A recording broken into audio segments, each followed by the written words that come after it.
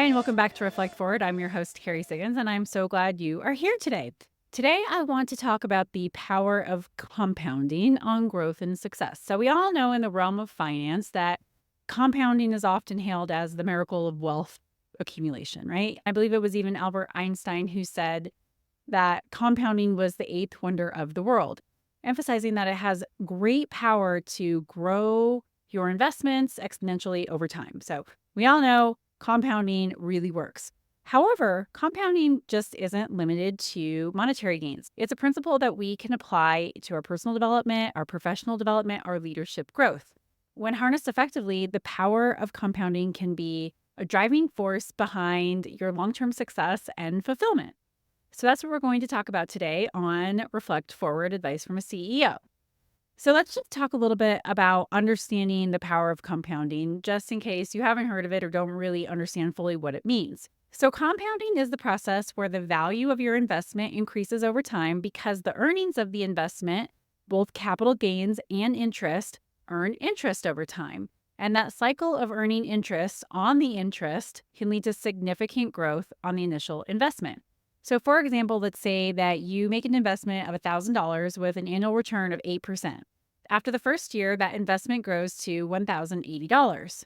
In the second year, the interest is earned not just on the original $1,000 that you invested, but on the $80 that you gained in interest in the first year. So that results in about $1,166. And then this growth just continues exponentially. Well, personal development, much like a financial investment, benefits immensely from the power of compounding because every single skill, every habit you build, and the knowledge you acquire contributes to your overall growth and success, creating that foundation that you can build upon. So it really is an investment in yourself.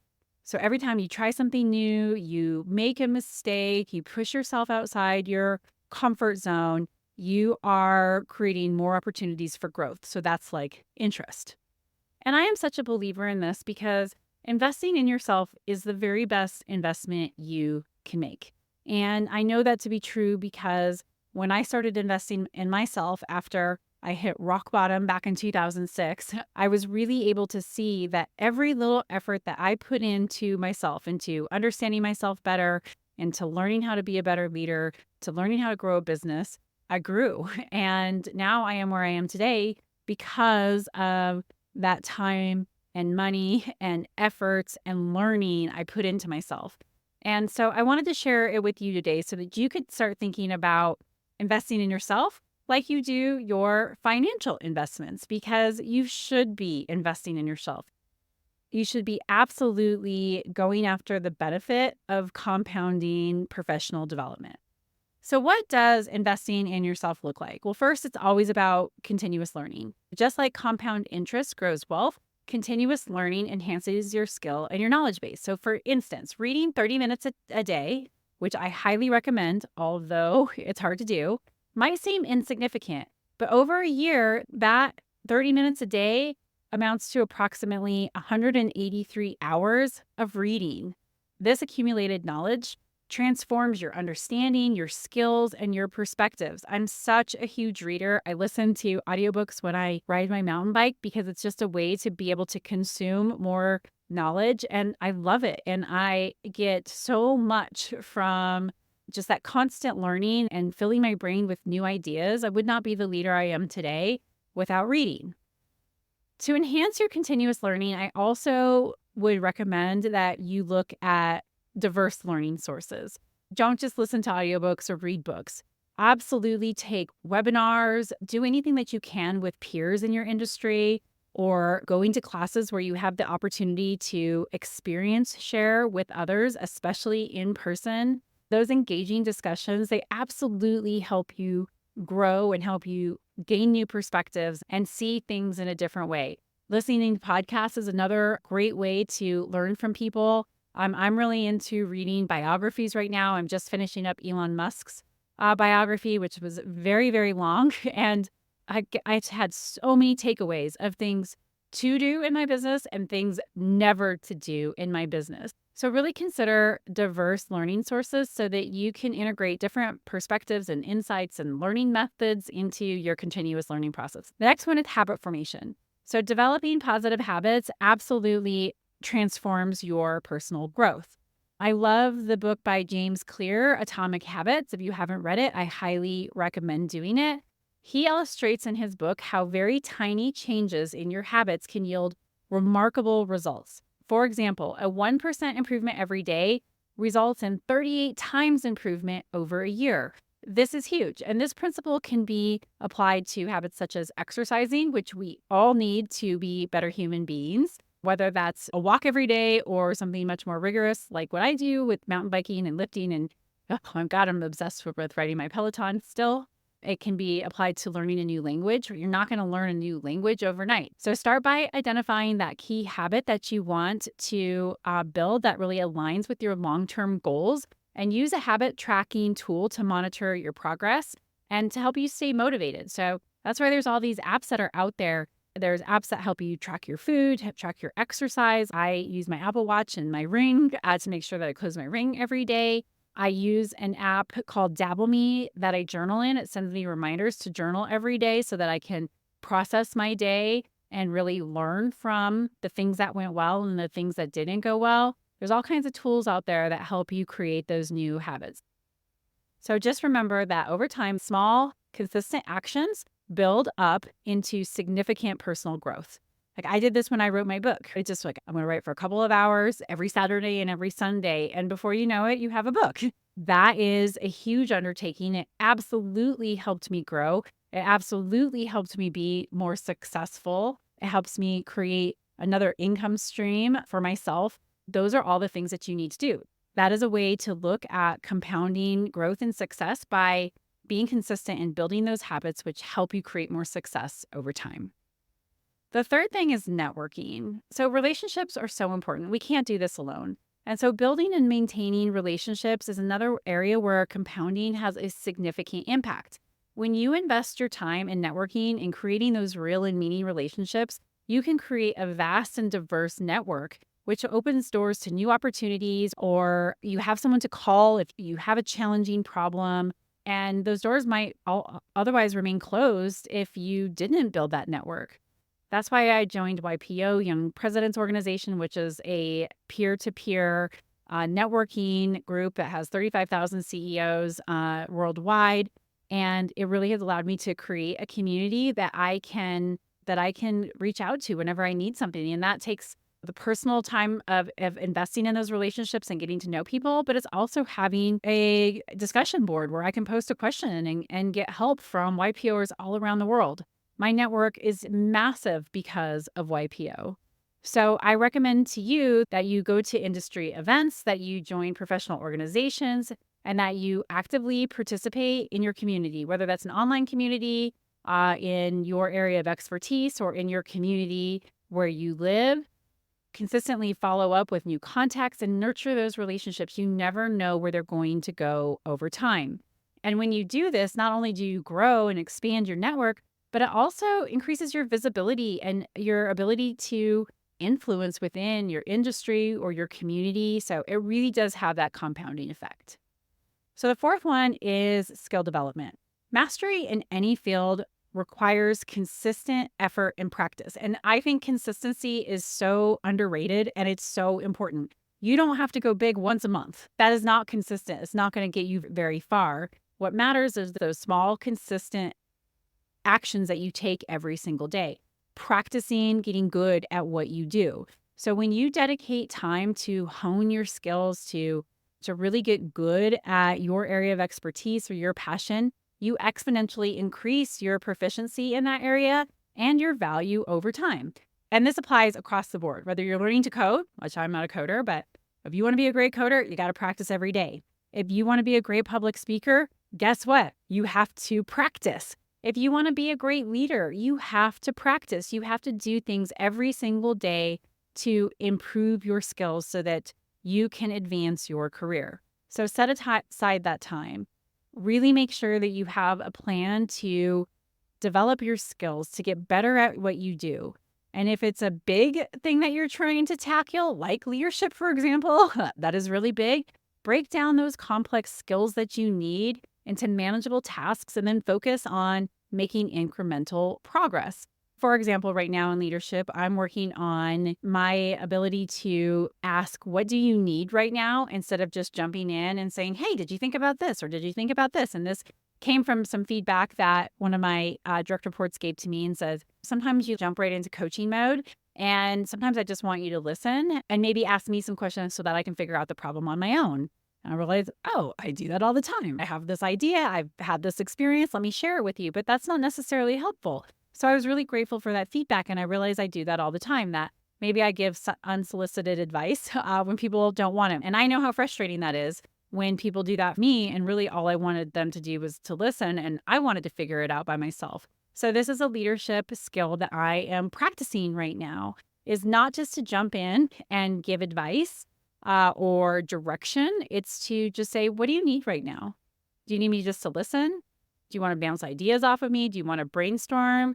Do you want my opinion on this? And then when they tell me, I practice honoring that. And that's really tough because we leaders want to solve problems. We talked about it a couple podcasts ago. You need to solve problems quickly, but you can undermine your employees if you do that. So anyway, that's just an example of me practicing my skill development, practicing my leadership skills, taking that feedback and doing something with it. Utilize any kind of feedback that you receive from mentors or peers or direct reports and refine your abilities continuously. As your skills compound, so will the opportunities and the recognition you receive. So let me give you a couple of other real life examples of this. I've shared some of my own, like writing my book or practicing my ability to stop myself from just immediately giving people my opinions and coaching. But here are two real life examples that I think would be great. So one is Warren Buffett. Warren Buffett is absolutely known for his investment acumen. He's one of the most successful investors to live, but he attributes most of his success to the power of compounding, not just in financial terms, but also in how he acquires knowledge and how he makes decisions. He spends about 80% of his day reading and continuously learning, which compounds his ability to make informed investment decisions. And that is how he has built so much wealth and has been so successful. So I really like this because he understands it from a financial perspective, but he also applies it in his personal and professional growth as well. So I just thought that was a good example. Now, I know that most of us can't spend 80% of our time just learning. Most of us have very specific tasks that we have to do, but I think that we can take something from what Warren Buffett does and really look at how we're investing in ourselves so that we gain that knowledge and information so that we become better at what we do. So my second example actually comes in the form of a statistic, and it puts the emphasis on soft skills, or what they call power skills now. So in a study conducted by the Carnegie Institute of Technology, it found that 85% of success is due to these soft skills, or what they call human engineering, right? Our ability to work with others, to lead, to negotiate, to understand the impact that we have on others and how to modify ourselves to be able to influence a certain outcome. And that only 15% of success was actually due to technical knowledge. So when you work on your soft skills, you can absolutely exponentially increase your success. So I just thought that was an interesting study because a lot of people just focus on the technical skills, but really the vast majority of your success is built upon your ability to relate to others, to work well with others, to lead, negotiate, to communicate. So invest in those soft skills. All right, so now let's talk about how do you harness the power of compounding for success. I'm going to give you 5 tips, which I'll outline in my graphic at the end of my YouTube video. It'll be on my website and in the show notes if you are interested in reading these. So the first one is set clear goals. Define where you want to grow. You can't grow in everything. If everything is a priority, then nothing is a priority. So what is it that you really want to focus on, whether that's leadership or technical skills or personal habits or lifestyle changes that you want to make? Having clear and specific goals will help you stay focused on what you want to do and stay motivated. Write down your goals. Break them into actionable steps. Use the SMART goal method. It seems silly, but it really works. Regularly review your goals and update them to ensure that they are aligned with how you're evolving as a human and what your aspirations are. But goals matter. Set them for yourself and make sure that you refine them over time. The second one is consistent effort. Dedicate time each day to work towards your goals. It's that consistent daily work that really matters. Consistency is the key to experiencing the benefits of compounding. So establish that daily routine. I get up in the morning, every single morning, and I work out. For me, if I don't do it in the morning, it's really hard to get it done. And so I have created that habit to make sure that I live a healthy lifestyle. So if you want to get into better shape, make sure that you schedule time to go to the gym. If you know you're not going to do it after work because you're too tired, then get up earlier and do it in the morning and go to bed earlier at night. So you make sure that you get your 7 or 8 hours of sleep. If you are wanting to improve your leadership skills, then have a mentor. Make sure that you're consistently talking to that mentor, or that you're reading 30 minutes a day to get new ideas, or listening to a podcast every day to get new ideas. Consistency matters. You can use tools like planners or digital apps to send reminders to schedule and track your progress. And over time, your consistent efforts will absolutely accumulate and lead to more growth. The third one is to reflect and adjust.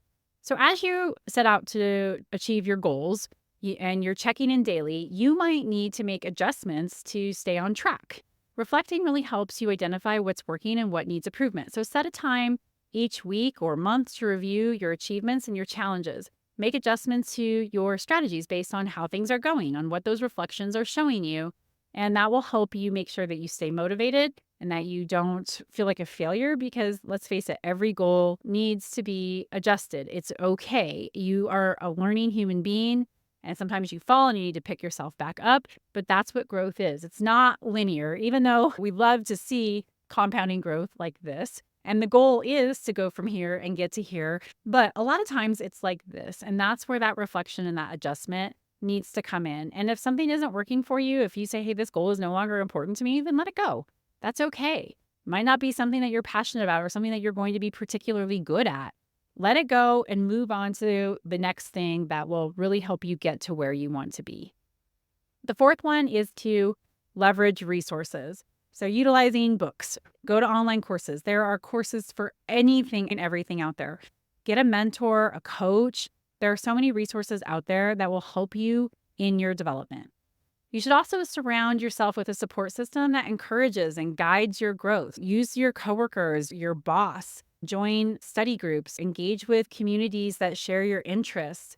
Leveraging these resources will really enrich your learning experience, and it accelerates your progress. For me, leveraging resources is utilizing my YPO network, utilizing my brilliant board of directors and seeking their input and insight, and reading. Reading is such a powerful way to grow your knowledge, and it is such an easy resource to leverage.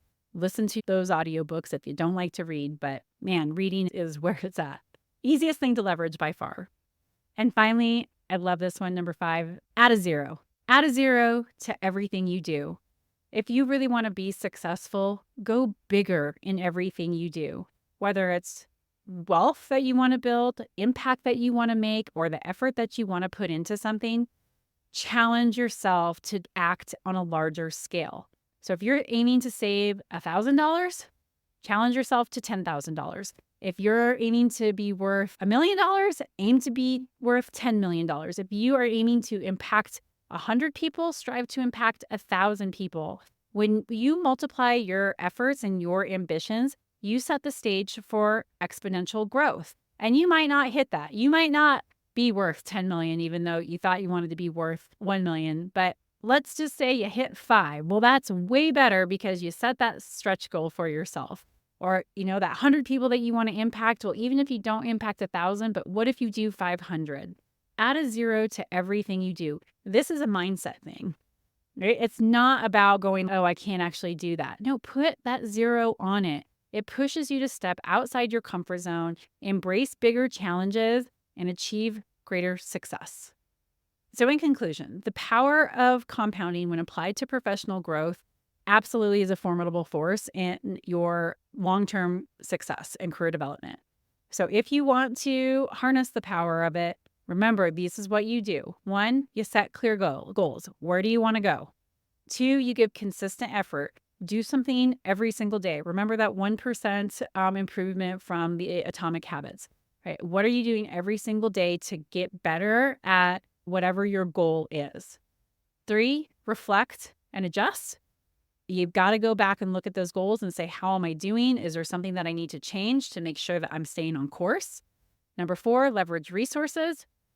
people you surround yourself with, the books that you read, the podcasts that you listen to, all of that matters. Leverage those resources. And number 5, add that zero. Go bigger, make a bigger impact, stretch yourself, go for it. Even if you fall short, I promise that it will take you further than that small goal that you set for yourself. It really, truly does work. And finally, just remember that the small, consistent efforts that you make today will compound into significant efforts over time. So embrace that journey of growth and let the power of compounding really propel you forward into your greatest potential. All right, with that, I will leave you for your day. I hope you enjoyed this podcast. I had so much fun talking about compounding success and growth. I hope that you took some really actionable takeaways from this today. If you like this podcast, please share it with a friend. Go onto your podcast platform and subscribe to it and write a review. Please go into my YouTube channel and subscribe. It always helps get the word out. It helps with the algorithms, and I just really appreciate the support. So thanks so much. We'll see you next week.